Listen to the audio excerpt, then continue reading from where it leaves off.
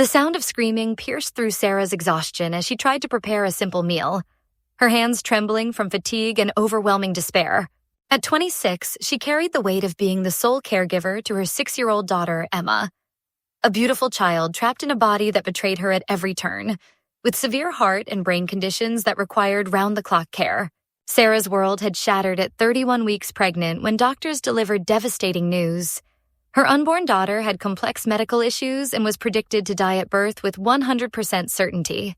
Too late for termination, Sarah faced the agonizing weight, clinging to hope while preparing for heartbreak.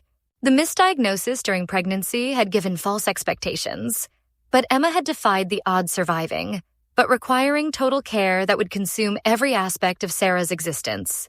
Emma's mind remained that of an infant, yet her tantrums erupted with toddler-like intensity. Confined to a wheelchair, dependent on a feeding tube, wearing diapers, and requiring constant supervision, she was Sarah's entire world. When Emma was calm and sweet, Sarah's heart overflowed with pure love. Those precious moments when her daughter's eyes sparkled with innocence made every sacrifice worth it.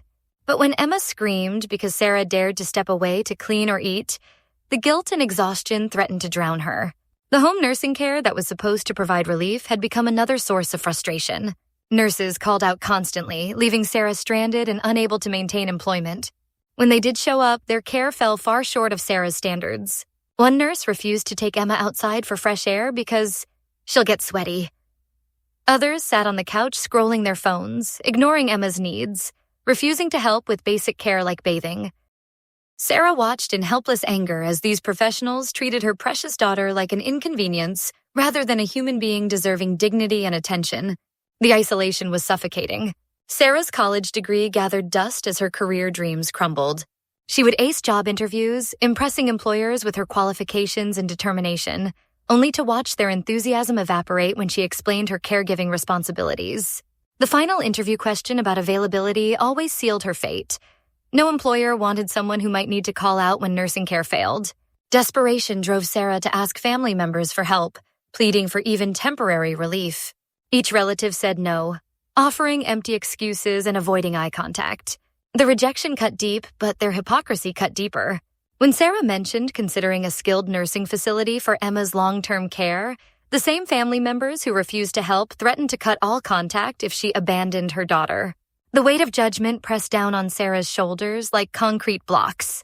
She researched facilities obsessively, knowing that family involvement prevented neglect and mistreatment.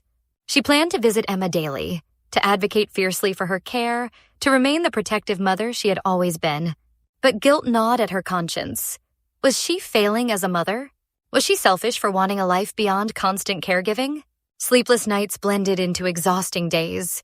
Sarah's body ached from lifting Emma, her mind fractured from the relentless demands. In her darkest moments, when the screaming wouldn't stop and the isolation felt infinite, terrifying thoughts crept into her consciousness. The idea of simply disappearing, of ending the pain that seemed to stretch endlessly before her, whispered seductive promises of relief. She knew it was selfish, knew Emma needed her, but the darkness felt overwhelming. Sarah stared at herself in the bathroom mirror, seeing a ghost of the woman she used to be. Dark circles shadowed her eyes, her face gaunt from skipped meals and chronic stress.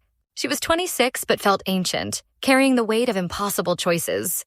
Love for Emma burned fiercely in her chest, but so did the desperate need for help, for understanding, for just one person to say that her feelings were valid. The cruel irony wasn't lost on her. She had saved Emma's life by choosing not to terminate despite medical predictions, but now she was slowly losing her own life to the demands of caregiving. Every day she chose Emma's needs over her own, but the cost was becoming unbearable. Standing in that mirror, Sarah faced the hardest question of her life. Was wanting help the same as giving up? Was considering professional care abandonment or love?